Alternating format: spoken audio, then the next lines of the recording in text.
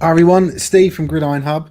Um, Thanks for joining us. So I don't know if you saw a few minutes ago, but I accidentally went live early, and I swore, and then I cut it off.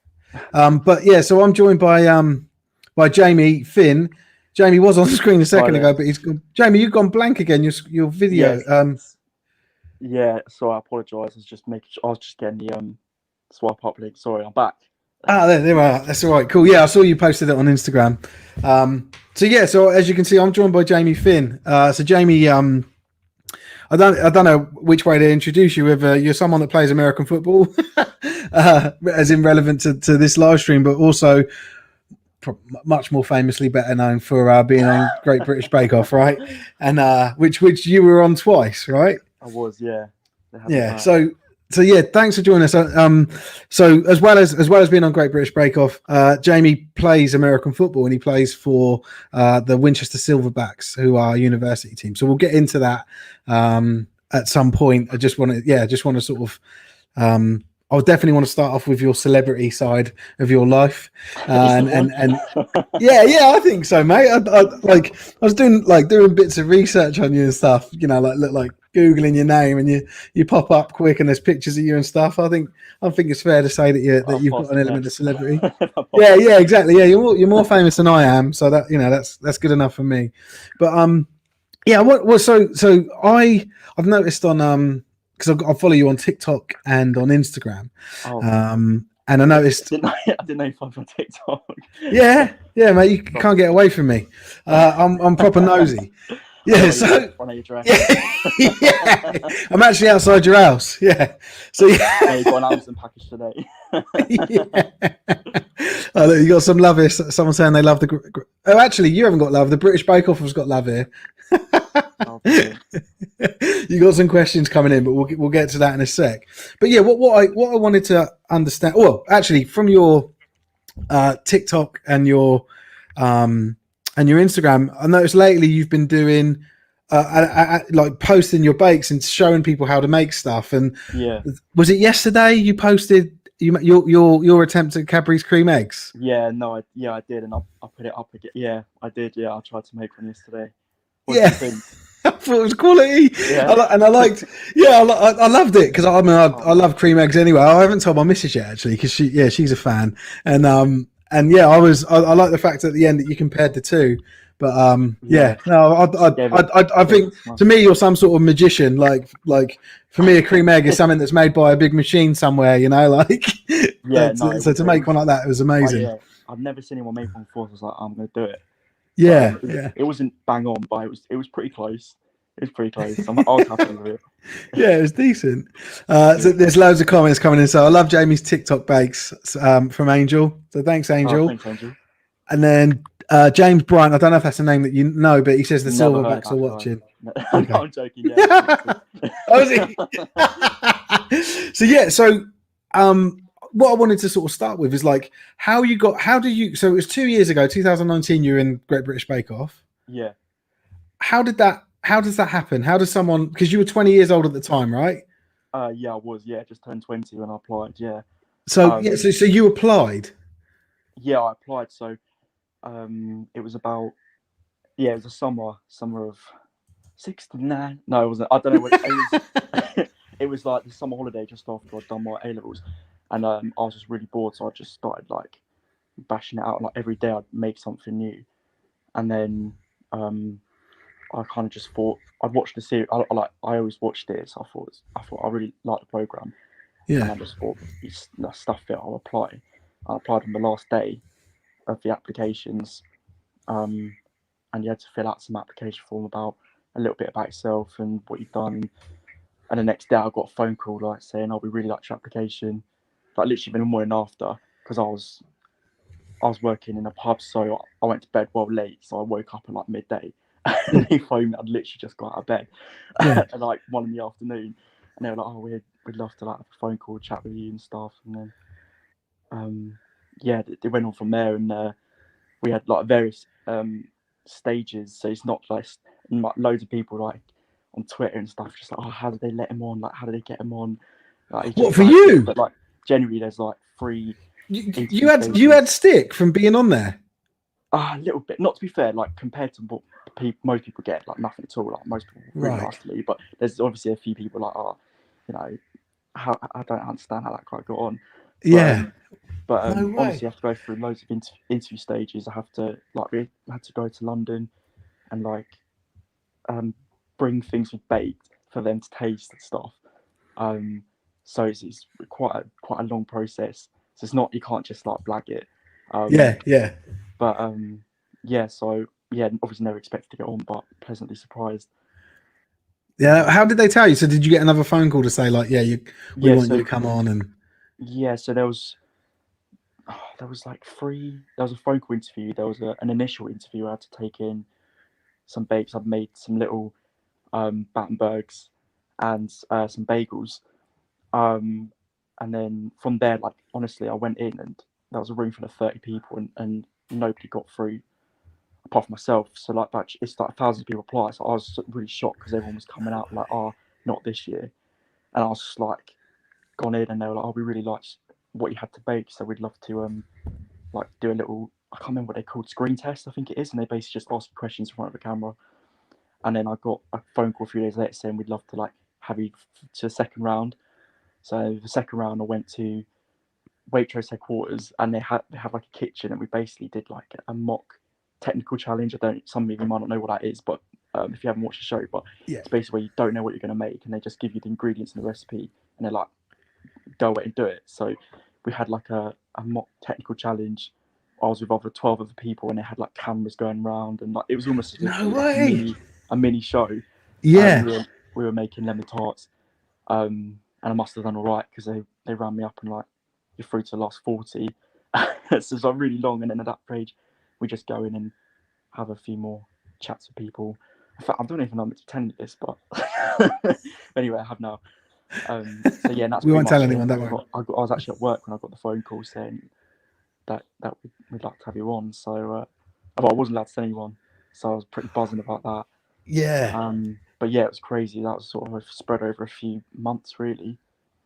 All Yeah. that. So, yeah. And do they prepare you, like train you up before you go on camera and like, you know, No, no, not at all. there's nothing to sort of prep you for that sort of stuff. No, no, not. I mean, the only what from for the interview or for the actual show. No, no, for the actual show, like once Oh they've no, accepted no, you on.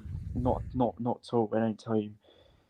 They obviously, that's how they select people. Is it's not entirely based on how well you can make a Victoria sponge. It's like they want people who can, at a certain level of baking, and also at a certain level of, they're not going to just freeze. So that's what they look for with the screen tests and stuff as part of the interviews process. So yeah, I guess that's how they know that you're going to be okay kind of before you start. Yeah. But other than that, yeah, it's kind of just they don't, yeah, it's just crack on, guys, and they go around with the camera and film you doing it. Yeah. Yeah, So do you have you kept in touch with anyone that like, that was in the show at the same time as you yeah, from that yeah. first?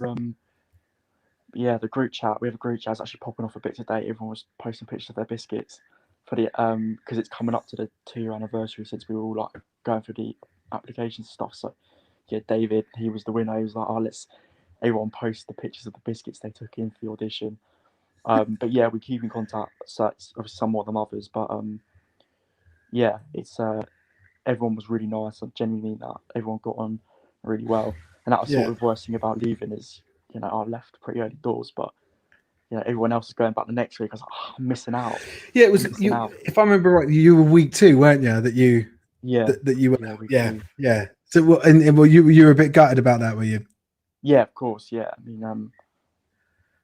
I mean, before I went in, I was like, oh, you know what? I could get midway. And then, like, Yeah. literally week 1, I was like, shit, I'm out of my depth here. Like, seriously, out of my depth. Really? Yeah, I knew I was out of my depth. I was just like, to be fair, I did my first ever challenge was actually my best one, and in the second challenge, Noel came round. He was like, Jamie, I don't want to jinx it, but you're on for Star Baker here. And so I kind of got a little bit like excited about that, and then ended up completely messing it up. And then it's hard to explain, but like once you mess up once, it's almost like, oh, I'm gonna mess up again. It kind of got in my head a bit. Um, so I guess yeah, that was probably one of the issues. But um, have I gone off track here? What was the question?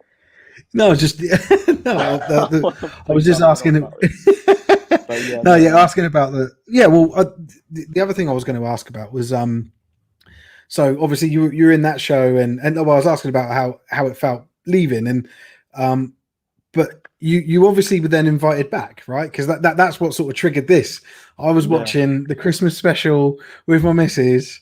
yeah, Saw you on there, and I recognised you as soon as you come on, but I didn't know that you were into American football until you yeah, did your little American football cookies. Were they good? yeah, Am I right in calling them cookies? I don't want to say the wrong thing. And yeah. Cookies, like biscuits. biscuits, right? I'm not gonna hunt you down. But Yeah, yeah, cool. yeah, Cheers, I appreciate that, mate. yeah, Yeah. But yeah, you did little American football helmets, didn't you? yeah. I did. Um, Yeah, yeah, yeah. That was a kind of um, that was actually I think Elena from the show. Her husband's like really into American football as well. I think he might have worked for one of the teams at some point. right. But I was like bringing her up, thinking, "Oh, what am I going to do for this show?" She was like, "Oh, you should do American football biscuits and your panettone." So I was like, "Oh yeah, I'm going to give that a go." They actually stitched me up a bit because they didn't explain why I was doing that for Christmas. Because the Christmas Day game was it's going to be like Viking Saints, so I'm going to do the colours on the helmet. Of the colours were a bit, I made the purple too dark, so you couldn't really tell. But I Yeah, didn't actually explain why I was doing it, so I had people go, "Oh, it's Christmas. Why are you doing that?" But like, yeah, no, I thought it was a good idea, and I was going to pipe the face cage on and stuff as well, but I didn't get time, so it didn't yeah, look as good as they did in practice. But yeah, no, I really enjoyed making them, and I thought it was an original idea. yeah. Um, so yeah, and I wanted to bring a bit of football to the Bake Off, I guess. So how did that come about then? You going on this, like, did you know they were doing a Christmas special when you applied for that as well, or did they contact you? No, so yeah, you don't apply for that. I just got a phone call around August time um, from. I mean, she won't be watching, but hi Jenna. From Jenna, she's one of the producers on the show, and she was like, "Oh, we'd love to have you back for Christmas." Obviously, I jumped at the chance. I was really happy at the time. I still am, obviously, but yeah, really happy to.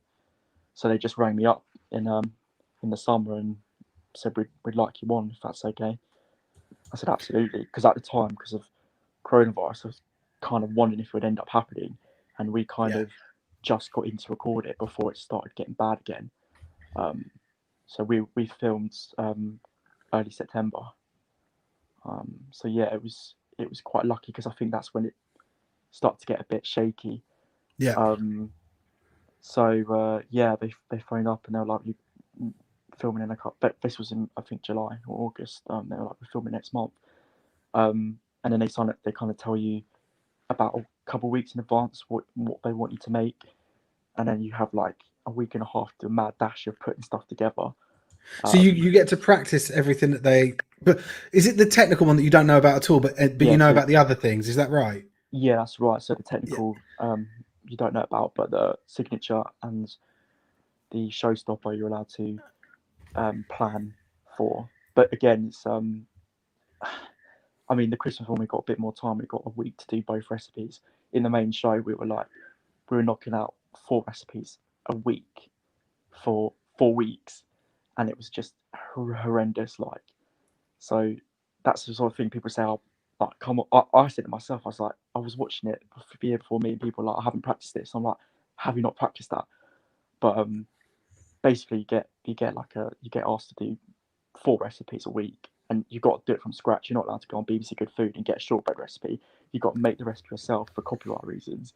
So I'm like, you have to make the recipe, you have to think about the flavors, you have to buy the ingredients for it, and then practice it all and write out the recipe, which takes about an hour recipe. And you have to do 4 of them in a week. And at the time, I was working like 35 hours a week. I mean, as was everyone else. Most people were like working jobs, but it was a So hell of a you're still grind. working. So what do you film on like the weekend then? Is that how they do it? Yeah, so we practiced in the week and work in the week, and then we'd head up to where it's filmed on like Friday, um, and then film it Saturday and Sunday and come back Sunday night, Right. and you'd film it yeah every week. Oh my So god, I that's mean for it's me it full was on then. yeah you don't get long at all.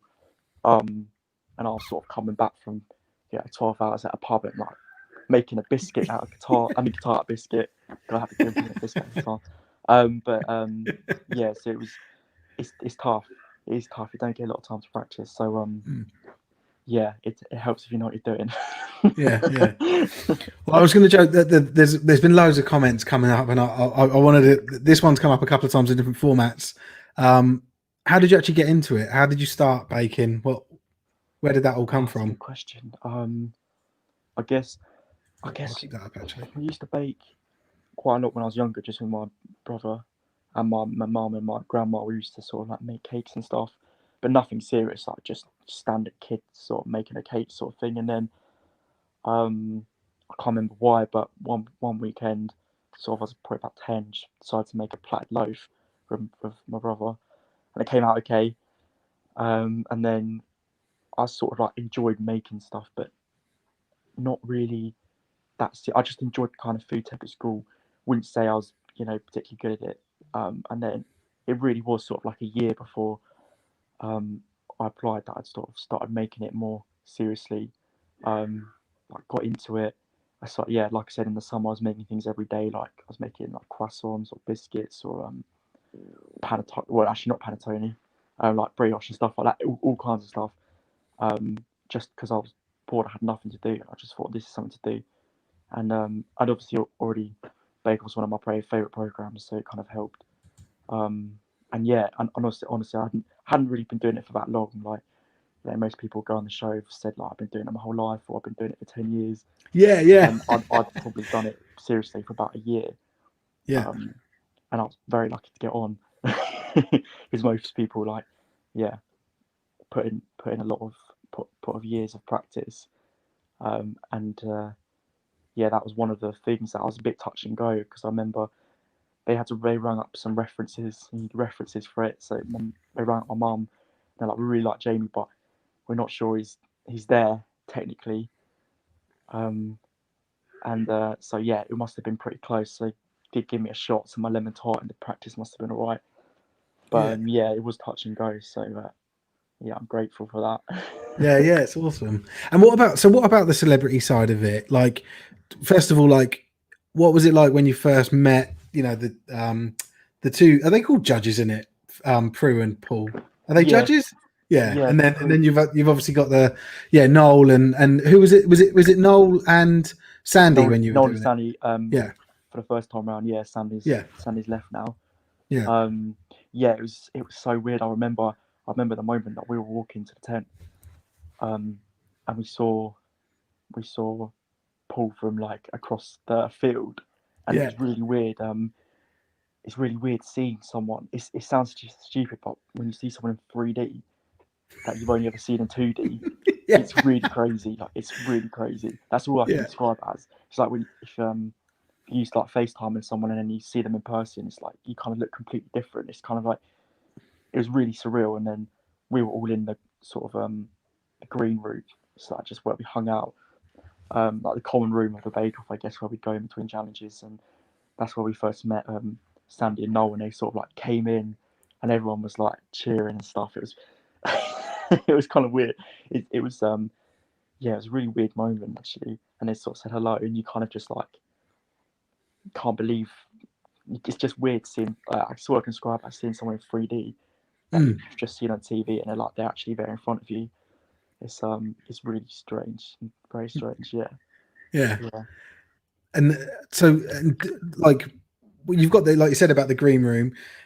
I've always wondered what happens in between the challenges, right? So, do the judges and the presenters sort of stay away from the bakers, the contestants, or does Yeah, everyone sort of mix? yeah. So the judges and the presenters, they'll have a trailer each, and it'll be outside. It's like a little. It's not like a big trailer. It's like a mini like trailer, like that they've renovated. But they get like a little room each. So they're all laid out on the grass outside. On the grass, yeah, outside. Our one's inside, and it's like where it's filmed. It's like a nice house, like a big house, and we're just chilling like one of the areas, and they have like a catering room next door where we get lunch and stuff. But yeah, so they're kept separate, and then with the babies all together. and then we'll just chill out. Usually we'd eat between challenges. We'd like go in the morning, and we wouldn't have breakfast at the hotel because we'd like leave at 6 a.m. or something. So you would go on set, and then they like have like caterers in cooking breakfast, and we'd have some breakfast and block out, which is basically where you'd go into the tent with one of the food ec teams, and they'd say like make sure you got all the ingredients and stuff that you need. And then we'd chill out there for a bit, and then we'd do the first challenge. We'd go back, we'd have lunch, sort of like chat about what we reckon the technical is going to be. Yeah. And actually, we had some crazy guesses. I mean, I actually guessed angel slices. I said, wouldn't it be funny if it was angel slices? And then so. And then someone actually put a comment about your angel slices earlier. How good they were. Yeah, there you go. It was angel again. So you actually guessed it, did you? Yeah, I guessed it. And then the next week, it was fig rolls, and we all sat there again, and Henry was doing an essay because he was at uni at the time. Still is, I think, or maybe he's just finished. No, he's going into Spurgis. He'll still be there. But anyway, he was doing an assignment, and in between the challenges, and he was like, "Oh, let's just Google some like." They weren't actually meant to do this. They're like, "Let's just Google some biscuits." So there was like 5 of us Googling biscuits, and someone was like, "Oh, I reckon it's going to be a fig roll." So we went on fig roll, and we were like, actually looked at the recipe, and like how long to cook them for and stuff, which came handy because it turned out it's fig rolls. So you cheated. Half of us knew what we were doing. Yeah. That's quality. So what are your plans with baking moving forward? Because obviously you're still doing it. You're starting to post more stuff on social media about it. Are you looking to sort of build into that? Like, is that something you want to continue to do and share like your bakes and all that sort of stuff? Is that?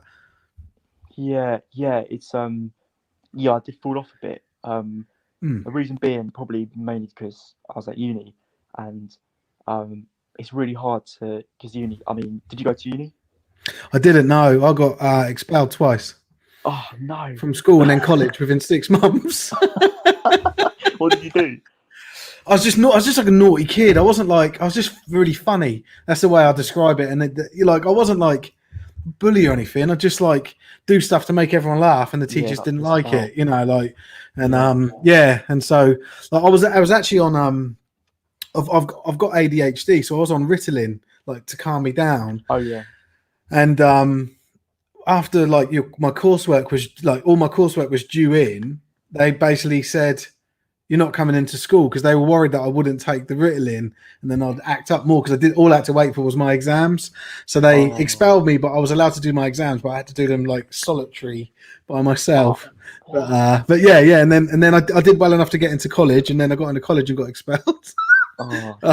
So I never went to uni, sadly, but I did all right from it. I just sort of end up just working, working my way out. I got my first job at as soon as I got expelled, my dad was like, I lived in Portsmouth, and he was like, go and get a job down the dockyard. So I worked in the dockyard, carrying food on ships and stuff.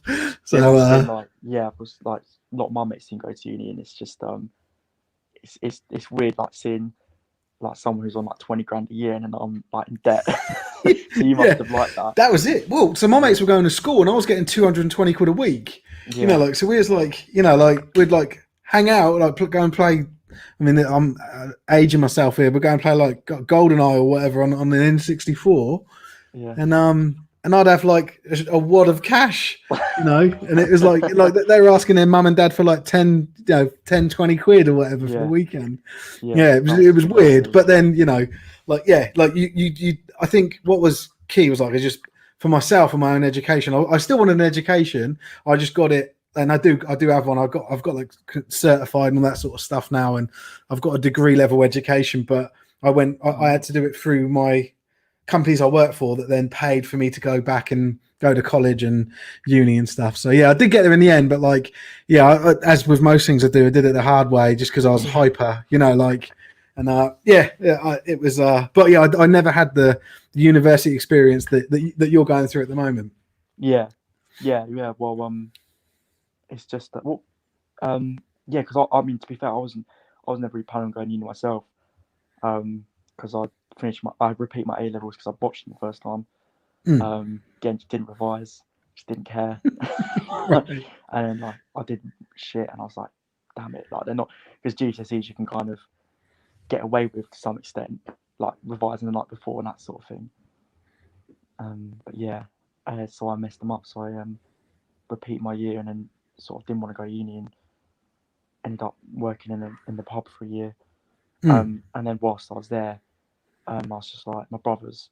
I got a twin brother. He was actually at Winchester Uni as well. And I'd go up and visit him and have a right laugh, and come back and I'd be like, on the bar serving drinks. I'd just be like, oh, I just want to be back. I want to be back there, messing about, having fun. So Yeah. So yeah, I kind of just went to uni for that experience. Winchester's lovely. So I used to work on a door in Winchester, right? So you know where of course you know where Weatherspoons is, right? Absolutely, yeah. Yeah. So next to that, there's there used to be a cocktail bar, but it's not anymore. It's like an estate agent or something. And I worked on that door, and we used to do that. We were quite closely connected with the students in the area. Because it was like students that ran a drum and bass night that we would work on the door for in this cocktail bar. So yeah, it was brilliant. I loved it. We had such a good time. You know Winchester pretty well then.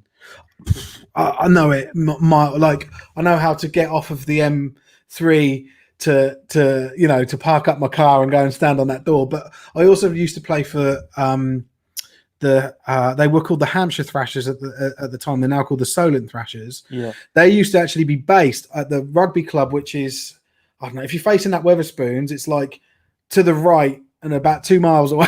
So I know the area. I just don't know any road names. I know where the hospital is, and because I broke my collarbone and I walked to the hospital from the grounds. Oh, Jesus. But yeah. So anyway, yeah, that was my first pre-season game for the Thrashers against the London O's, and I took the opening kickoff. Got tackled, stood up, and I'd had a broken collarbone. I carried on trying to play because I was like, I couldn't believe I was injured. Do you know what I mean? Yeah. I was like, I can't be injured. I've only just started playing, and I was getting this cameraman to rub my collarbone, and I was like, no, that hurts. Don't rub it. And then, get a bit deeper. Yeah. I thought because I didn't know what it was, but I thought if you rub it, it gets better. And I carried the ball a couple more times, took hits on my shoulder, and I was like, oh.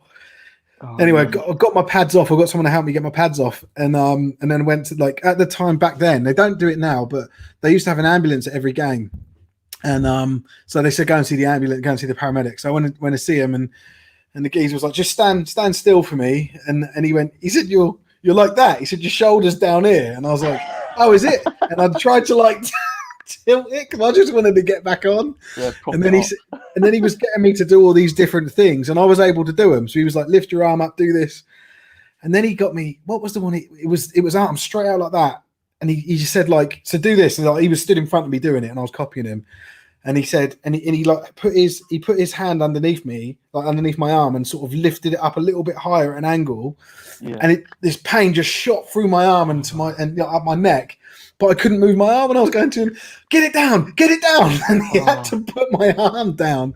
And then he's like, yeah, you got to go to the hospital, mate. But they couldn't, the ambulance, so the irony of having an ambulance there, he said they couldn't leave. The ambulance couldn't leave because then they wouldn't have one at the game. Yeah. So they were like, oh, just down there. So I walked to the hospital. You should take a seat there, and then by the end of the game, it was like 5 people sitting inside the hospital. Yeah, that's what it was.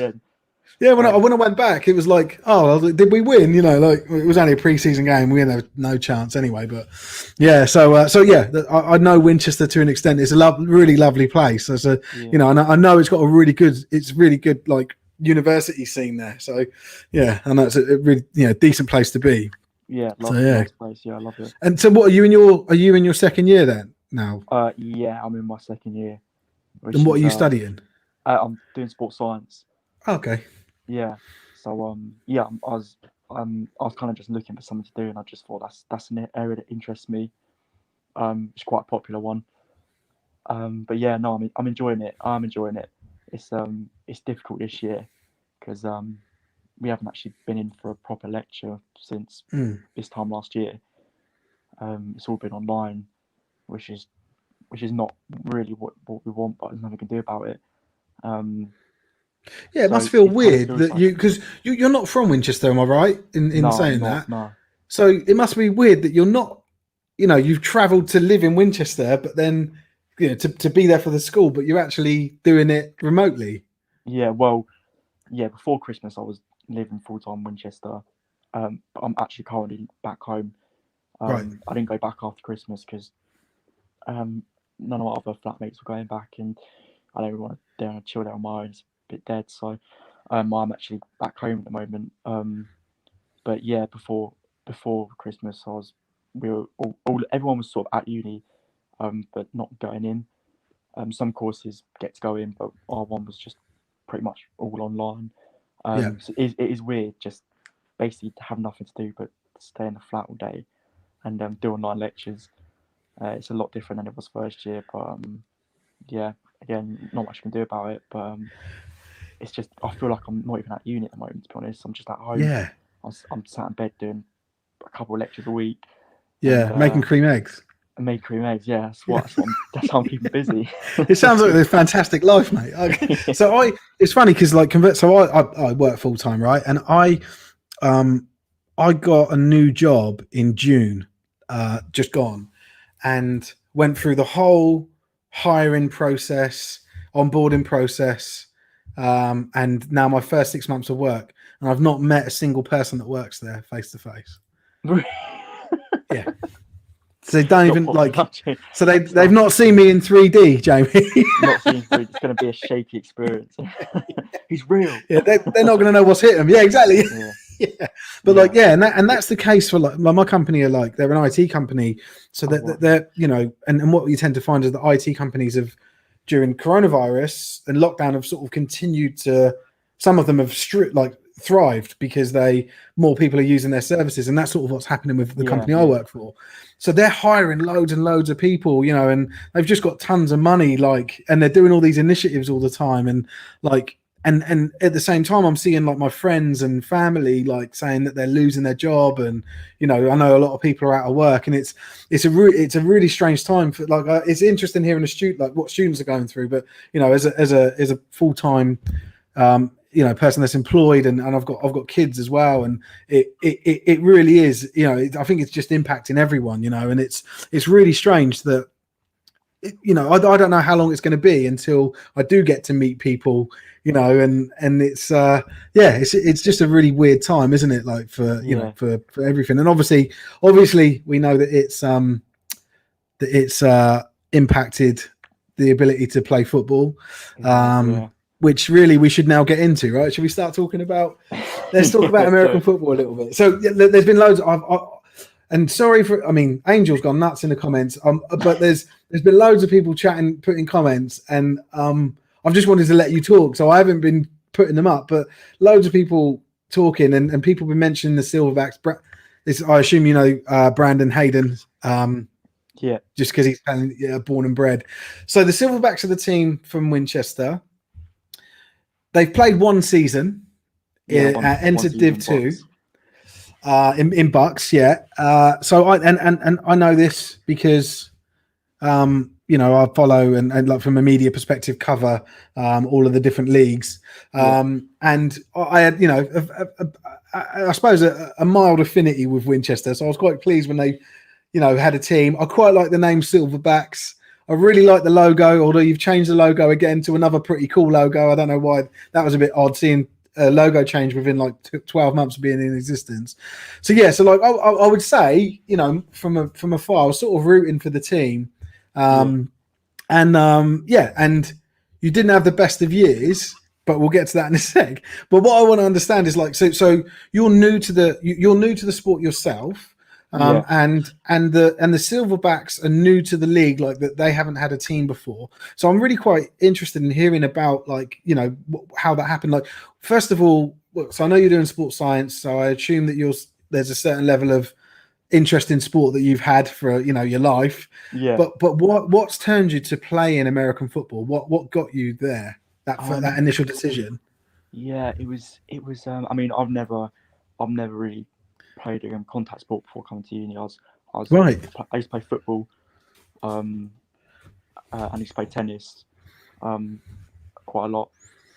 So it's like I was more into my football originally when I was younger, and then moved to tennis because we have a club up our road, and yeah, I'd go and play like 3 times a week. But I sort of started loosely following American football, I'd say, when I was about 15. We had a few mates who were kind of interested in it, and we sort of like we watched. Watched my first game, Packers versus Lions, on the TV, and I really enjoyed watching it. And then so sort of loosely followed it, and then my brother, who's my twin, but he went to uni 2 years before me, because I explained earlier I took some time out. He really wanted to play at uni, so he joined the uni team, the Silverbacks, Winchester. So he joined first. He joined first, yeah. Right. Yeah, and he loved it. Yeah, he loved it, and so we sort of talk about it, and sort of just got into it really, and then a couple years, about 3 years ago, I actually got to go to a game in London at Twickenham, and saw the Rams versus the Cardinals, which was just crazy, really crazy. I don't remember watching either, but Dan got sorted us out some tickets, so me and Alex got to go in with him and Sophie to go and watch the game, which was really cool, and that's why I sort of support the Rams. But yeah, no, it was really great experience to go to see them, and then when I could join uni, I thought I'm going to do it. I actually want to join, and I'd already met a lot of the boys from visiting, and it sounded like a really nice group of boys. So I just thought, yeah, just do it. And yeah, got really into it. Yeah, and yeah, that's it really. So your brother played first. So tell me what position he plays. He played cornerback, and then this year, he went to boundary safety. Okay. So and you're both quite. I assume you're both quite tall lads. I know you're quite tall. I assume is he an identical twin? He is. He's a little bit shorter than me though. But yeah. Is he right? Just a little bit, but yeah, no. He's similar build, stature, sort of thing. So yeah, he was cornerback, and then this season moved to, mainly because we were struggling a bit for personnel on defense, but so we needed to shift a few people. So his ideal position would have probably been where I ended up playing, which was boundary corner. Yeah. So I didn't really want to go because they kind of, when you first go to the session, you can choose where you want to play. It's just you might not get played, but you can choose where you want. If I said I want to be QB, I want to be string 3, then I could have been, but like it's not really a point. But I didn't want to go on offense. I wanted to go defense, and then probably not. Why? Why did you? That's interesting, because most people want the glory. They want they want to score. They want to play the skill positions on offense. What attracted you to defense? That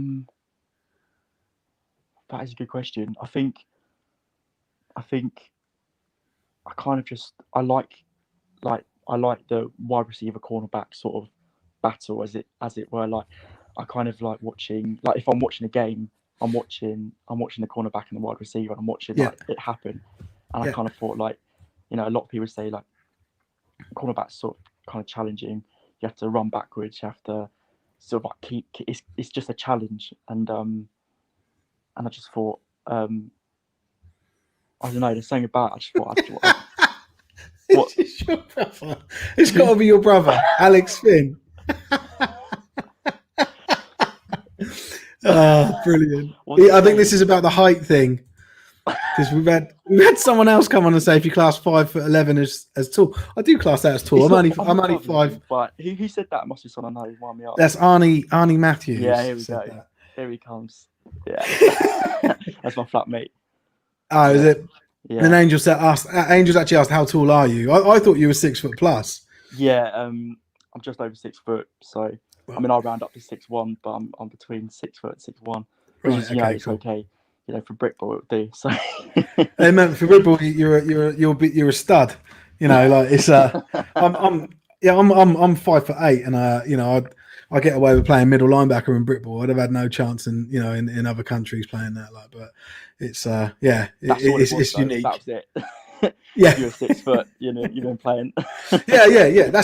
I always maintain that that's the thing that's holding me back from being the best player in the world.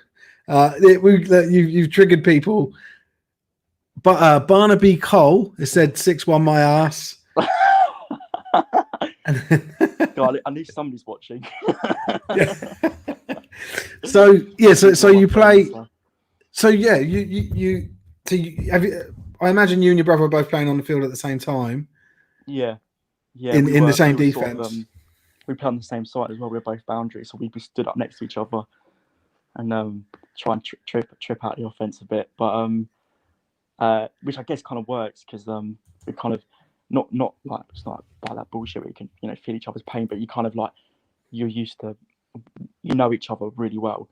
So yeah, I switching men and stuff. Yeah, I always so me and the guy that run Gridiron Hub that used to run Gridiron Memes together, that also worked on a door in Winchester together, played middle linebacker together for the Knights, for the Farnham Knights for years. Yeah.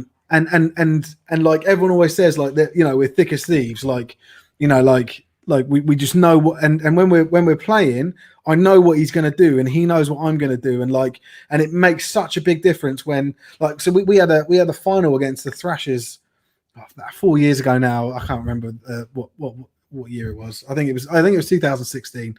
Yeah. And that was up in Leicester. And me and him were playing middle linebackers together, so we had a four linebacker set. And he was playing a blinder, like he got a pick and he was smashing everyone. He's such a good player.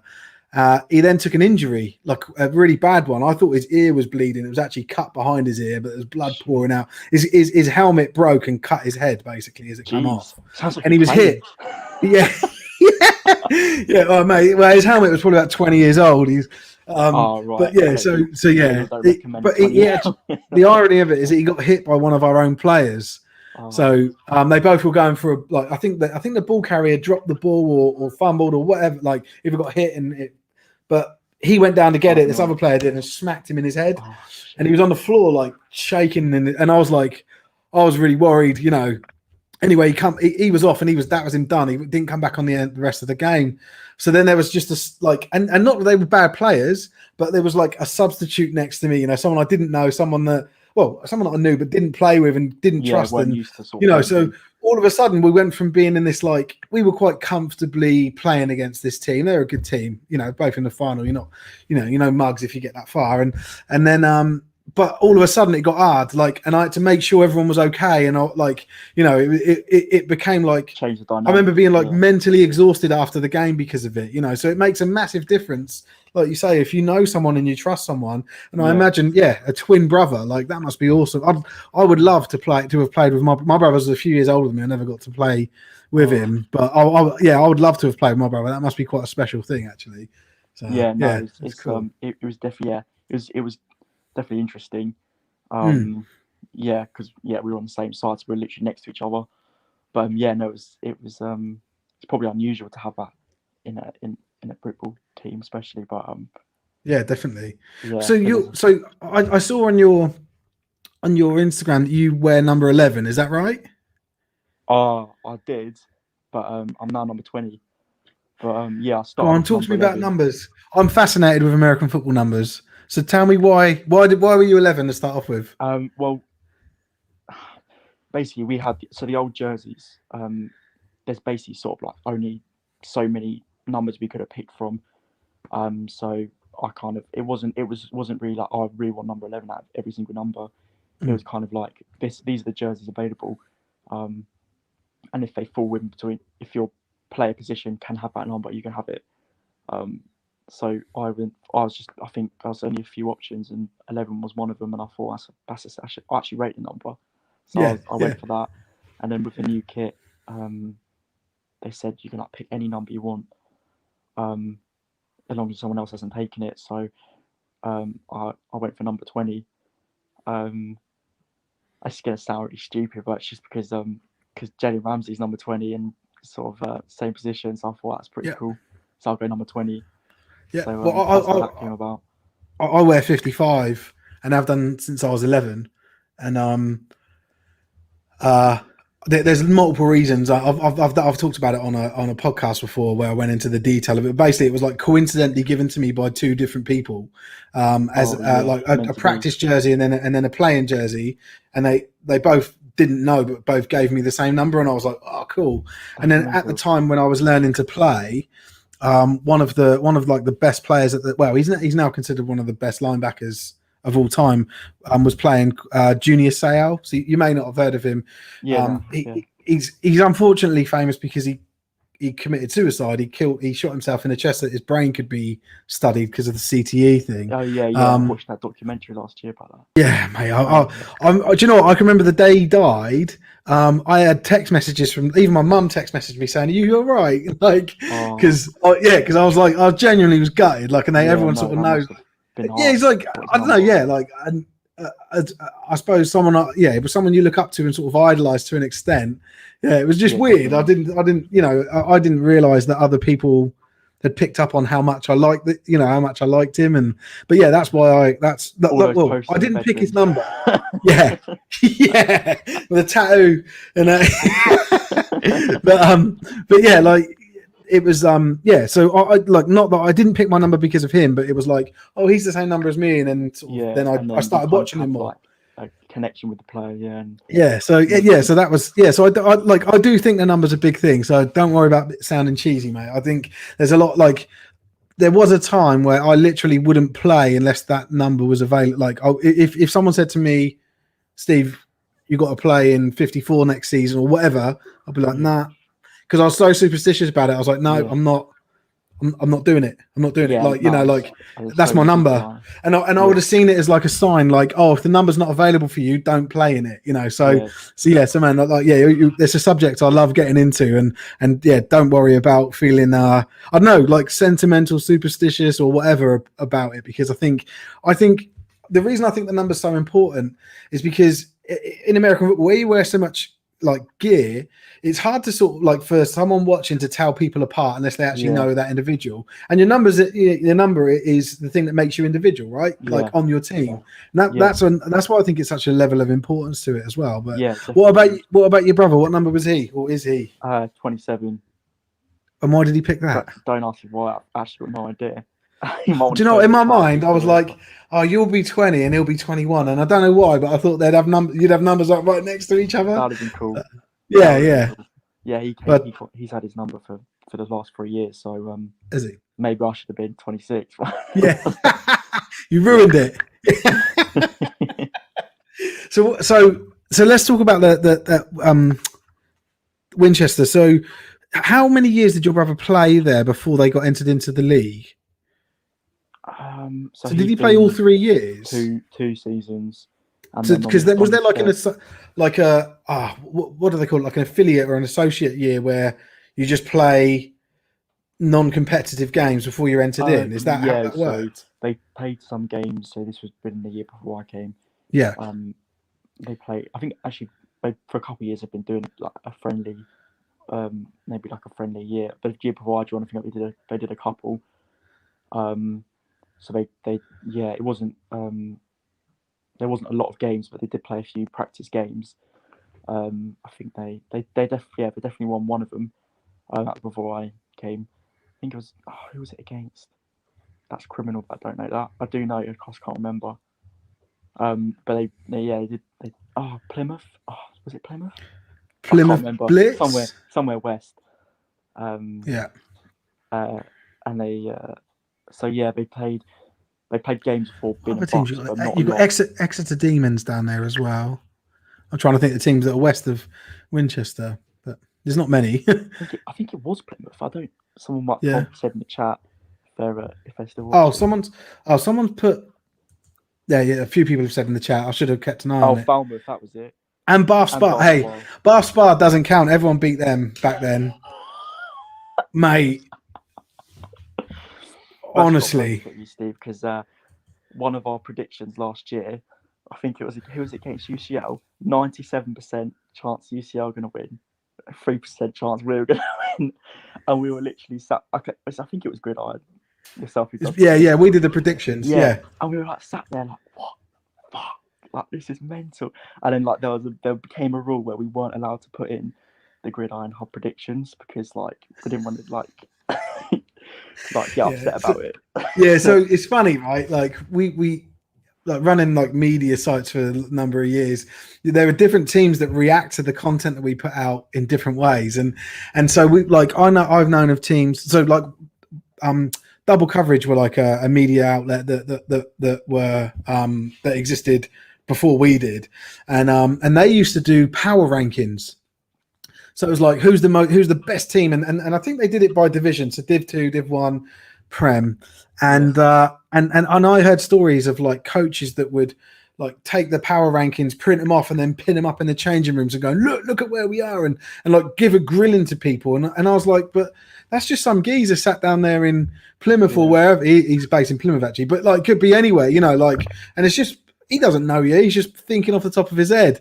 And like, that would really wind me up. But then I've also like, you know, with this prediction thing, I've known of teams that have been like, they go either way. They either say to everyone, ignore it, don't look at it, don't get involved in it, or I need everyone to vote for us so that we get, so that we win the percentage, you know, we get the higher percentage of the result. But I mean, it's funny you saying you got a bone to pick with me. I don't vote. I just put the vote up, you know, and then I just publish it. So you're misguided. But yeah, I do get a lot of stick. No, it's all right. But yeah, just on that point though, you put your foot in your mouth here a little bit, because I'm going to share my screen and I'm going to show the results from that game, or well, not from that game, just from that season. That game's included. Give me a sec. I'm just trying to. There we go. You've got some people saying up the winch. Right, I'm just going to zoom in a little bit here. And the game that you're talking about, what was it, 97% to 3%? I don't think that game went ahead. I think that was no, you guys forfeited it. Oh, no, we didn't in the end, basically. There's a story here. Our coach didn't turn up. You what, sorry? It didn't end up going down as a forfeit, though. Because our coach didn't turn up, and it was the coach company's fault. So I think Bucks gave it. I need to check that, because I get my results from Bucks because they obviously officially mark stuff. I'm fairly sure they put you down as a forfeit in the end. We'll see. That's weird. That's really weird. Don't know then, because the coach. Let's not do it now. But I've got the spreadsheet that they create, because I use that spreadsheet to put all my scores in. So I'm going to check. I'm going to go and see it. But yeah, this is your season. Did you? Yeah. So did you play in these games? In all of these games? every one, yeah. Good on you. Yeah, we did, yeah. We came and one game. We lost by like 2 points. Yeah, so that's not bad going against the Lancers. Like they're not a bad outfit. They've been around years. I don't know, of course you're gonna say this, but like it's both sides have like these chances, but we should have won that game. I'll tell you why. Because we had a run play where it was like a QB like pretends to hand it off to the running back, and then he goes around the edge towards down the sideline into the end zone is the idea. And, basically, the referee's about 90 years old. So Barney, his QB, pretends to hand it off to Phil, who was the running back. Phil like goes in, basically gets held up. The referees blow it because they think it's held up. Meanwhile, Barney's literally just walked to the end zone because they'd already blown it. They were like, "Oh no, you can't have the touchdown. We've blown it. You've got to bring it back." That genuinely happened. So we were like, "What?" Like we were obviously livid, but like it's just football. Like these things happen. But absolutely. Yeah, but I mean, I think I can understand the additional frustration where that would have been your win for the season. That would have been special. It just means I guess more if you were looking for that first win in Bucks, and like it's just, I mean, again, it probably happens every game to every single team but it's just like so frustrating when you've got to play like that and it works perfectly, and then it's the referees didn't support it. So I assume this is Barnaby Cole. Is that him? Yeah. He said was home free untouched. Joe Reed said we've got the video. Joe, if you've got the video, mate, send it in. I'll post it up. There probably is some footage of actually. Yeah. That's triggered a few of your teammates. Refs stiffed us. These games were closer than you think. Yeah, guess course gets said, but yeah, a lot of them were and then Oxford Brooks, like we did, not fantastic the first half, but the second half we shut them out. So like it's just like we tend to start slow, and then the second half we play a lot better. Yeah. But yeah, no, it's I really obviously enjoy playing all the games. I was just seeing John Holloway said it went down as an involuntary walkover, so we forfeited but didn't get points deducted. Okay, cool. Head coach John. Yeah, by John. I think I know John. I think he played with me at the Thrashers when I was there. Yeah, he coaches the youth team, I think. Yeah. Okay, yeah, it's probably the same John Holloway. Hi, John. He'll have fond memories of me. Right. In a good way, no, probably my broken shoulder. So someone's put, not even Lamar Jackson has had a read option goes to smooth. And then this is interesting. You haven't said this yet, and I haven't even asked. How good are you? Connor has said Jamie leading picks last year. Yeah, I got 2 picks. Which is I don't think there were any other picks actually. But yeah, I got 2 picks. Would have been, I can't say this, it could have been a third, but we were playing Brooks, and as I went to catch the ball, someone decided to swing off the face cage. Yeah, I got face cage. They got flagged for that, right? Yeah, they got flagged for that, but obviously I would rather the pick. But yeah, literally, as I was touching the ball with my hand, pulled my face cage. So I was pretty gutted about that. But yeah, I got 2 picks. So I was chuffed with that. Yeah. Really chuffed. Yeah, that's with awesome. In fact, I was so like, I was so like chuffed about it. Like in the moment, I just kind of froze. I was like, "Shit, I got the ball!" And so I didn't make much yards once I got the ball, because it's kind of like I wasn't expecting it to happen. Yeah. You're kind of like, "Oh my god, I actually got the ball now," and then suddenly like everyone's running at you. Yeah, no, I got a couple of picks. Did you? So tell me this: did the person that tackled you, did they come from behind you? Because that's typically what happens. Like when you get a pick. So I always look at that as like when I'm playing middle linebacker. Obviously, I do occasionally get picks, but it's more everyone else, right? Yeah. And what I look to do is floor the receiver that was near him, like that should have caught the ball, because they're typically the one, they've got a bone to pick. They're annoyed they didn't catch the ball, and they're the one, and no one's looking at them because they're behind you. And normally what happens is they'll chase you down and make the tackle. So I always try and take them out. And so yeah, it's typically the way. And I think. Yeah, that's why I asked you. Like, do you remember if you got tackled from behind? Because it may well have been the receiver that caught up with you. Yeah, no, it was, because I've actually got footage of it. I've got the footage of it. Saved to my Snapchat memories because I was so pleased about it. But yeah, good on you. I caught it from. I've got it somewhere. I caught it from behind, so I was sort of running down the field with the receiver, and the quarterback threw it short, slightly short. So I caught it over my head. And then turned around, and then the receiver leapt at my feet and grabbed my ankle, and I was like pulling him along, and then just fell over because he had a good hold of me. That was the first one. The second one, it was a bit lucky actually. The receiver tipped it with his fingertips, and then I managed to catch it from behind him. So he was already in front of me. So then, and he was like right next to me. So pretty much as soon as I caught the ball, it brought me down. Yeah. Yeah. So yeah, no, but yeah, it was usually the receiver near me who caught up with me. Yeah. Didn't get to show my legs. Yeah. Run down the field. Yeah. So what are you? Do you have plans to carry on playing like outside of uni? Have you considered that, or are you going to just keep it to a uni thing? I think it depends. I mean, I really love playing the sport. It's a bit different, I guess, when you play with a team outside of uni, because it's sort of a bit more serious. And like, I mean, for example, like we play at the Thrashers ground. We're like lucky we don't play in Winchester. There was a bit of a muddle trying to get pitches. And is it what Test Park? Isn't it? That's where they play, isn't it? Yeah. So yeah, we get to use this really nice. Obviously, really nice. Is it 3G or 4G? I'm not sure, but like the fake grass. Yeah, I think it's 4G is the fake grass. 4G. Yeah, I can't. Anyway, Yeah, we get to play at a really nice pitch. But anyway, that's gone off track. But yeah, we so sometimes the people who play for the Thrashers would be hanging about, and you kind of look at them and they're absolutely huge. And I kind of thinking like, I don't think I'd survive a game. You're 6 foot tall, mate. You'll be fine. I need to fill out a bit. Yeah. Well, and the thing is, you'll know, like playing the sport, there's a position for everyone in this game. You know. Definitely, 100%. So, that was one of the things that drew me to it when I was sort of 15. I was thinking, I'm not. At the time, I was actually quite short for my age, and like not particularly. I mean, I was sporty, but like not particularly big or athletic. And I just thought, but like, the thing about American football is there's so many different positions, and like there really is a position for everyone. Like, whether you're like really tall, like not so tall, like wide, like quick. You know what I mean? Like everywhere, good at throwing, good at catching.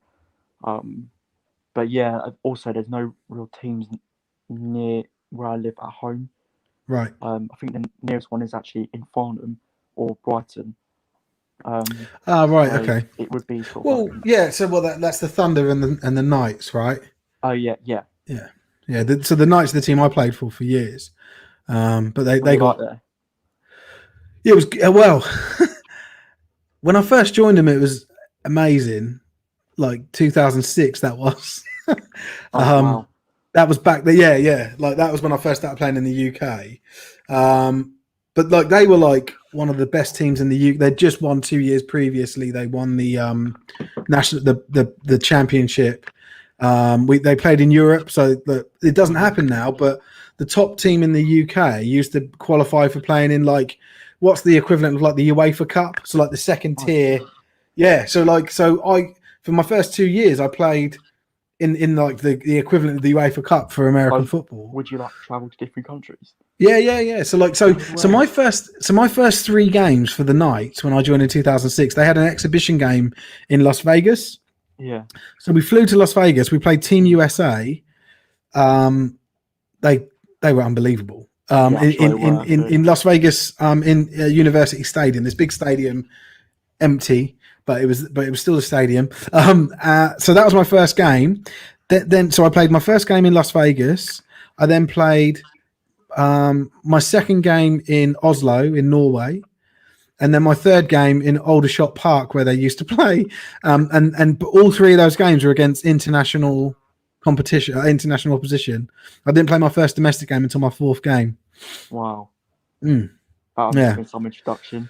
Yeah, it was good. I loved it because like it like what happened, and again I've said this on stream before, but so when, and I don't know what the rules are now, so like someone may correct me, but I know what the rules were then. You could only have 45 men from your roster kitted on the sideline, like that have done like card check, ready to play in the game, in an international game, in an EFAF game, so our squad was like 60, 70 players roughly, and so leading up, like 2 weeks leading up to these international games, these EFAF games, it went from being like, everyone still played hard and trained hard against each other, but it just this little bit more gritty because you were like, I'm not being in that 45, I'm not coming to the game and watching everyone play. Like, I want to be in this, yeah, man. So I want to prove I'm in the best 50-60% of this team, whatever it is, whatever the number worked out. But yeah, so it was as well as it being quite cool, like traveling. Yeah, every time I got the special teams MVP 3 years in a row, my first 3 years for the team. So I was sort of known for like I can hit quite well. So technically I'm very good at hitting. I'm confident I can tackle anyone and I can send anyone up in the air. Like I'm really good at like just getting underneath people and just sending them up. And so that's what I would do. And I was like, I'd just run down the field on a kickoff and just tee off on as many people as I could on the way and get the ball carrier. And but it got to the point where like by the end of the season, people were just like, they were like cheering for me to do it and they got all excited, so like it ended up being like, I'd go on because I didn't have a starting position on the defense at that time. So I was like, right, well, I've got a few times I'm on the field, a game. yeah, like I've got to do something, and I'll be like, right, if anyone gets in my way, I'm knocking them over, and I'm making sure I'm in on the tackle, and that was it, you know. So like it was just like it, and it was me taking my chances, but like so the Knights would dish out stickers, right? So helmet stickers, so like helmet stickers, big hit, you'd get a skull and crossbone one, and a good play, you'd get like a little mini Knights logo, right? And I had more stickers for both, so big hits as good and good plays, than any of the starting defense, and I still wasn't starting on defense. So it was like it used to really frustrate me, but I carried on with it. So you can't walk into a team at that level and expect to just start playing. You have to learn the system, and like so I was a good player. I was good at the game, but I think at that level it takes you 2 or 3 years to break into a team properly. But I was good enough, I found not that it didn't frustrate me, it really annoyed me, and that's why the 4th year I then dropped out of the Premier League and went down to Div 2 and played at the Thrashers, because I was like, I just want to play the game. Like I'm not here to just, I don't want to just run down the field 10 times a game because we score. Get stuck in. Yeah, I want to play, so like I remember like from when I played when I was a child, I never come off the field. I was offense, defense, special teams. Not that I was looking for that, but I was looking for more involvement. I wanted to, like feel like I was involved in the result of the game rather than I watched some teammates play and they won, So that was that was what drove me. And then I've like semi-retired a couple of times, but I got the Knights asked me to go back there a couple of times, and they ended up getting in 2012 they ended up getting chucked out of the league. So because they left the league, sorry. And what happened then was because they didn't have they said they didn't have enough players, but they did. But it just anyway, I'm not getting into that. But what happened was it really pissed me off, this decision. But what it meant was we didn't play that season in 2012, and we entered 2013 in Div 2. And like loads of players left, and I stayed there, and I was like, I want to get us back to the Premiership, and so that's what I did. So like went back there, and we had a couple of seasons. So a lot of players left because they didn't want to play in Div 2 at all. They went to Premier League. Some players left because they just wanted to carry on playing. Like didn't want a year out. And then some players, because they didn't want to play in Div 2. But then others left or others left with the intention of coming back. So I'll go for a year and I'll come back. But then they joined teams that they then won championships with, and it was like, this is my new home, So and I get that, I genuinely get that, but the whole thing like wound me up because it's sort of like we were starting to build the club again from nothing, But we got back to the Premiership, which was cool. So we got like two promotions. I was there for that. And then I stopped playing again, but I've not played for a couple of seasons. But I want to go back and play again. But so before the Knights. Well, yeah, probably. I mean, most likely. I need to. My problem with playing at the Knights, because one of my goals is to win. I want to win a brick ball. I want to win a Premier League championship. Yeah. Before I stop playing. And I don't think I can't honestly see that happening at the Knights for a long time. Like I don't think that I don't. It's not like I don't think they'll ever get there. I'll probably be fucking 50, right? Like and So I've got this sort of decision to make, which I haven't made yet, and COVID has sort of allowed me to delay that decision, which is nice. But who's the other team in contention? You have to say. Well, there's I can't say because I don't know who's watching, but there's other teams that are like they're Premier League teams that I can travel to from where I live. So I'll tell you offline. I'll tell you when we're off the air. Right, hold on. Actually, guys, I've been talking about me for so long, and everyone's here for you. Let's get back to you.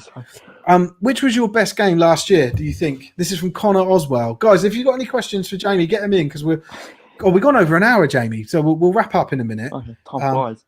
Yeah. Go on. Yeah, what's your best? That's a really good question, and I want to hear why. I want to hear why. And don't go easy and say because I got a pick. Okay. I think my favourite game. I think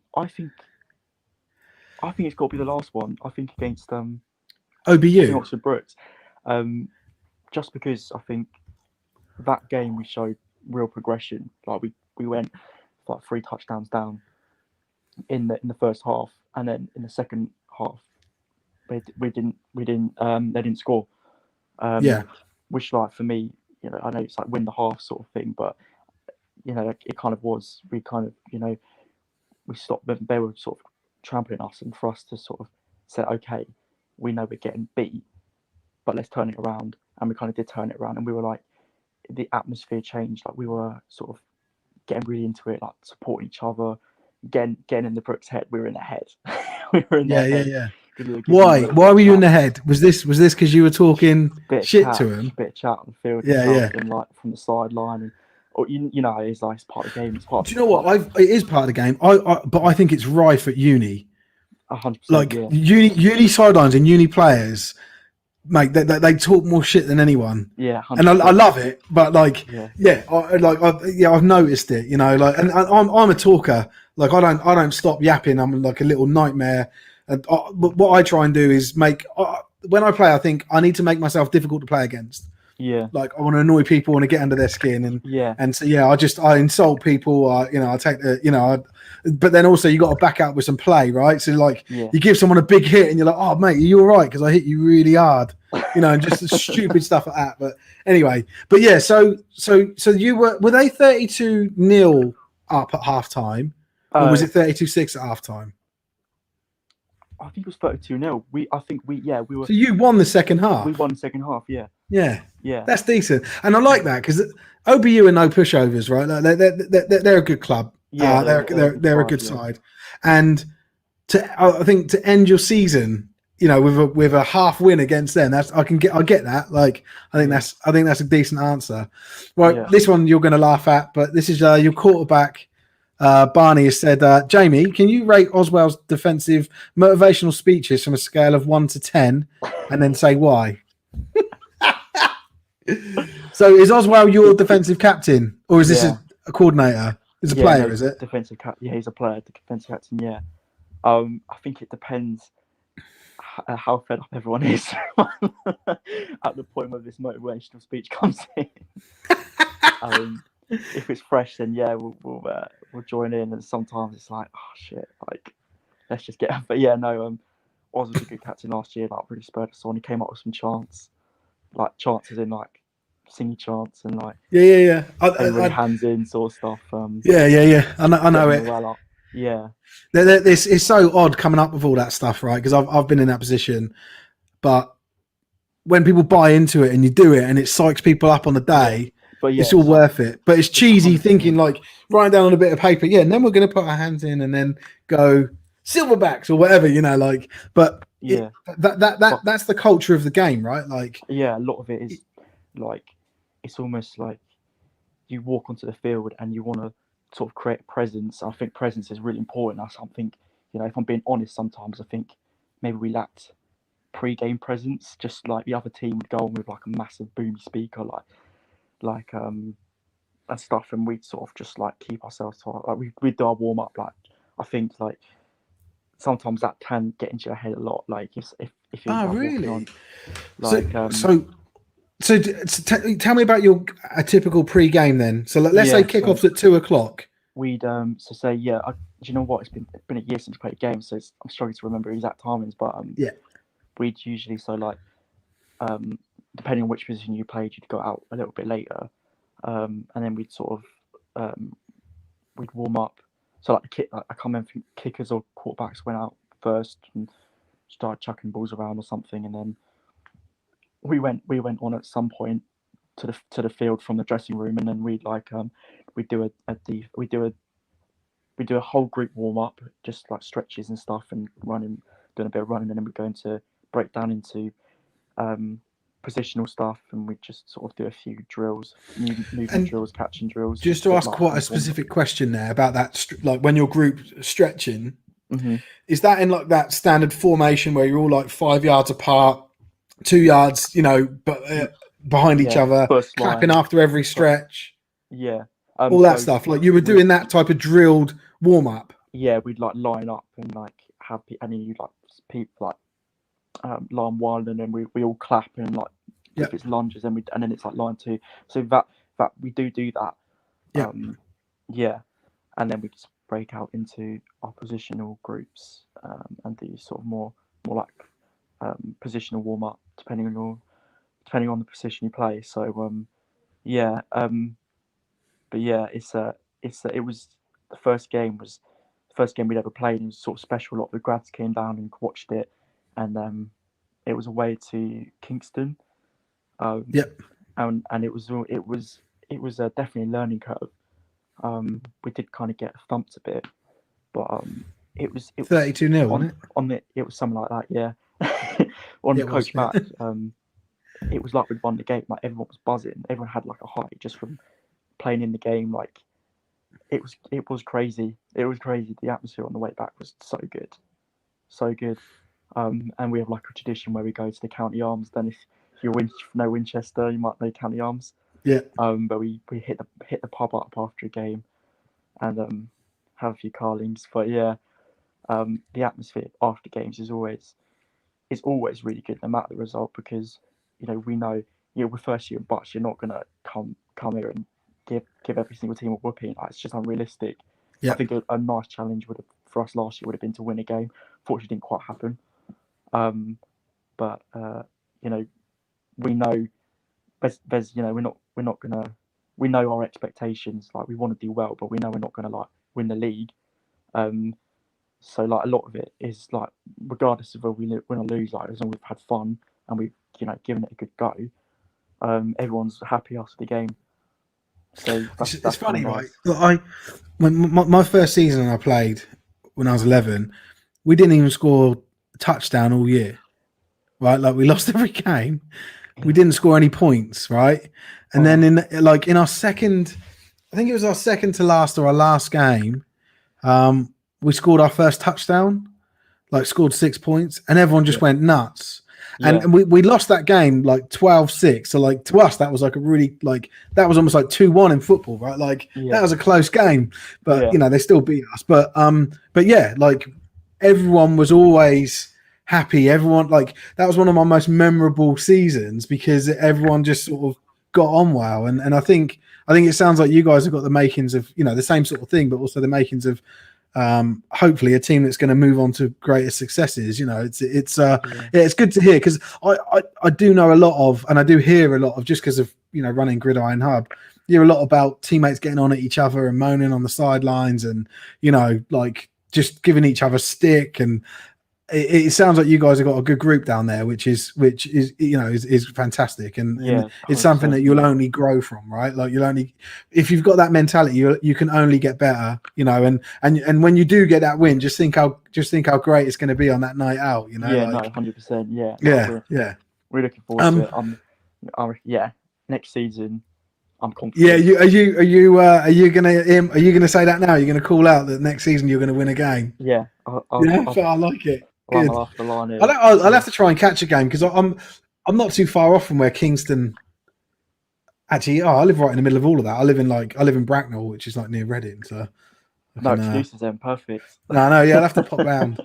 Right, some more questions to you. Another, I suppose, a more jokey one. But Brandon has said, "Do you think you'll end your Silverback's career with more interceptions than me?" You won't know this, but Brandon never shuts up about his pick six. He did mention it earlier. And I didn't put it up. Yeah. No. Yeah. Brandon, someone else mentioned it for him. But yeah. Brandon was safety. Correct me if I'm wrong. It's field safety. Yeah. Got. I think it was it 1 or 2 pick six? I can't remember, but yeah, he did really well. I think that wasn't in Bucks. That was he was against probably Falmouth, maybe. Yeah, I don't know because I wasn't there. But maybe. They don't. Sorry, maybe, if that was against Falmouth, maybe, and that doesn't count. They don't count as career interceptions. If you don't, you got to do it in a friendlies. Don't count. You got to do it in a game. So the gap isn't as wide as you may, or as he may think it is. Brandon would be shuddering right now. Ugh. That's his problem. Yeah. That's all. Anyone can do it in a friendly. Do it. Do it when it matters. Right, sensible question here from Brandon. He's followed up with, what's the best or most valuable thing you've learned playing American football? Oh man, that's deep. Valuable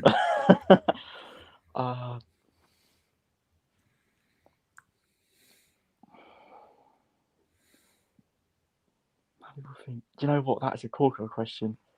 I really should have had something ready for that. So, I'm sorry, valuable thing in learning. I think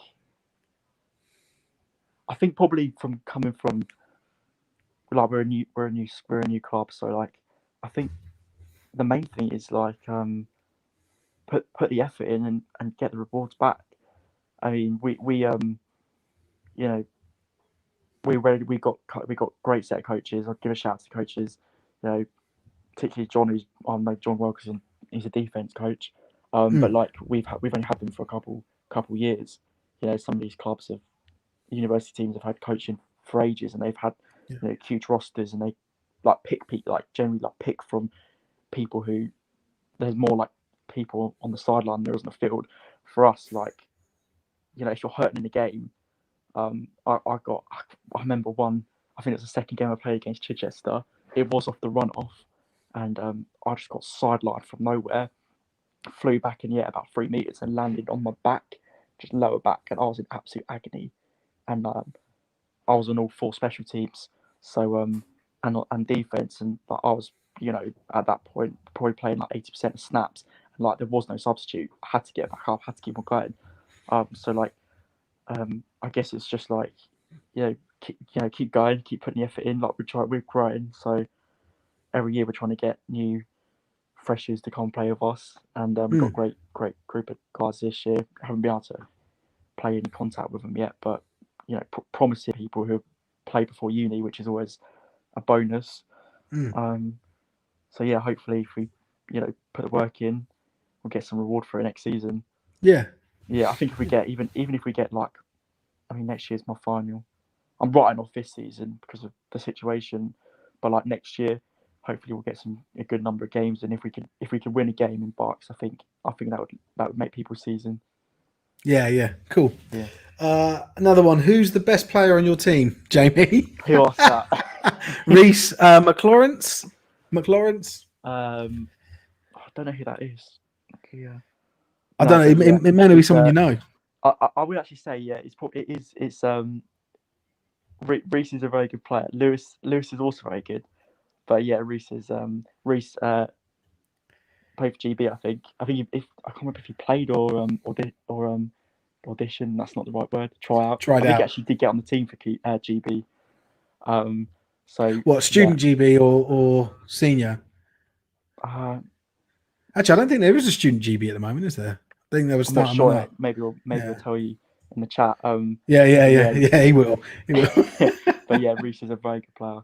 A lot of offense. It does rely on Reese. So yeah, we'll miss him next year, definitely.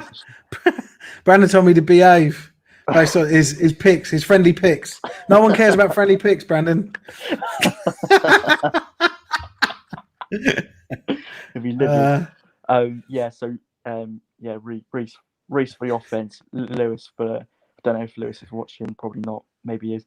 Lewis for the defense, definitely. Yeah. I would say. I think Lewis also did tryouts for GB. I don't know if he made the team or not. But yeah, he's a linebacker like yourself. He's a really good player. So yeah, I'd say they're probably the 2 best players. But everyone plays their part. But definitely a couple of great players. Ozza said about how do you feel, and I don't know if this is an in-joke or a genuine question here, but he said, how do you feel about teammates leaving? So is that like teammates that graduate, leave the team? Yeah, is that got a deeper meaning to it that I don't understand? No, take it at face value. No, I think we're quite unlucky this year actually, because last year we didn't really lose any players. We lost like 2 or 3 guys, just the way it happened to work out. So this year we had loads of people in their 3rd year, a fair few number in the 2nd year, all the new freshers. Like we had for the first time, sort of had like a lot of players and a lot of experienced players. And obviously this year we haven't been able to play at all. Yeah, do you know what? Yeah, that's like the perfect. Like, and do you know what? That's what happened at the Knights. Like you build up and you build up and you build up, and then this, for no fault of your own, it's now dropped out, and there's an element of it resetting, right? But that's something that I've always thought must be frustrating for a uni ball coach, right? Like you've got absolute dedication. Like, you know, I know of uni ball teams that they'll have like a midweek film session, then they'll all go to the gym, and you know, and they'll have obviously training sessions as well. And it's like you can make it more about your life. Everyone's readily available. You don't have the politics of being a grown up that have come into it yet, like kids and jobs and mortgages and shit. So you know, you don't have those competing things what needing your time. So so I know from a coaching perspective, there's rewards to reap from that, right? But then, you know, everyone's on this fucking conveyor belt that you can't stop, you know. So like when they hit year 3, year 4, masters or whatever, they're gone. But you know, obviously for if you're doing a domestic team, and I think it's the same for under 16, under 17, but when you get to an adult level, you're an adult for ages, right? Like, so you know, you can have someone for 10 years or whatever, and it must be squad, and like I that must be quite a big frustration for coaches. I often think, I know I've never had a coach on here talking about it, but I can imagine that's quite a frustrating piece. But I never really thought about it from a teammate's perspective. It must be equally as, you know, difficult to deal with. Just because, you're like, oh, he's a good mate or a good player, like, and he's just gone. It's not like he didn't like it and he left, or he got an injury, you know, whatever. He just he's not eligible anymore. He's gone to be a big boy. You know? No, it is actually, it's just frustrating. It's just frustrating because I'd say like half our team is in third year, so we're going to lose half our team next year, and because of the year out, like the people who are now meant to be the most experienced, I mean, bar people who do masters in third year, so like people like myself, you know, meant to be fairly experienced. I've only had one season, and that's the same for everyone else. And then everybody else, you know, the freshers, you know, if they haven't played previously, they're going to be going in blind because we haven't had a padded session this year. And then you've got the other freshers, so you could have potentially 2/3 of a team who've never played a snap before. And you know, that's going to be the same for every uni team. But like, I guess for us, because we've got so many players in third year, that it's going to be more challenging, I guess. So yeah, it's going to be tough. We're going to miss you. And just quickly before, actually, I'll put that one back down. I'll get it back up in a second. Your nickname in the team, and it's come up a few times, so I know it. Do you want to share it? It's so original.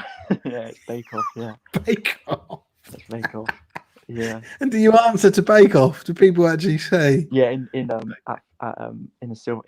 of Silverbacks. Yeah, that's my nickname. That's what we will have nicknames. For what's your brother's nickname? His nickname's ASOS. ASOS, why? Just, I don't know. I wasn't there when it was done. I think it's just. So the only reason I ask, right, is because I thought they might have given him a nickname as a derivative of Bake Off, and the reason I ask is because I've got an older brother. Me and him used to work together. You know, I said I worked down the dockyard. Well, he worked down the dockyard as well, and he hated it because all of a sudden his little brother was working with him. Yeah. And our surname's Price, so my surname's Price. So they used to just call him Price, you know, that was his nickname, and then they started calling me Half Price because my brother's 6'4", and I was this like 16-year-old lad. I was about 5.5 foot or whatever. Yeah. So then when we all started going to the pub together, they'd start calling him Full Pint and me Half Pint. So that's where I just wondered if there was a similar thing happened there, but it's not. No, I think there was some other clothing names that were being thrown about. They're saying because he looks like an ASOS model. Did you know that and you just didn't want to say it? Yeah, I think so. Good lad. Right, we're going to wrap up. We've gone way longer than I thought we would, mate. So I apologise for that, but no, thank you. You. It's my pleasure. Yeah, it's been awesome, and like, we'll have to get you back on again. Like when we got a few of us on here having a bit of a laugh, because these are good. You know, these are a good laugh. I love doing the live streams, and but yeah, and I will make it down to a Winchester game when we start playing again. Yeah, and come and meet you in 3D. And your brother, and really appreciate it. Thanks for sharing your stories and it's been awesome. But yeah, like I said, if there's anything you ever need from us, mate, you know where I am, and but yeah, like maybe rig the predictions a bit, yeah. No, I can't rig anything. They're community predictions. You just need to get better. God, that's how I've had fun. Yeah. What's this? Thanks for ruining my Silverbacks legacy this evening, Steve. No, well, you ruined it yourself, mate. Don't hype up a friendly game. Right, see you later, guys. Jamie, take care, mate. Yeah, cheers. Thanks a lot, man. Bye-bye.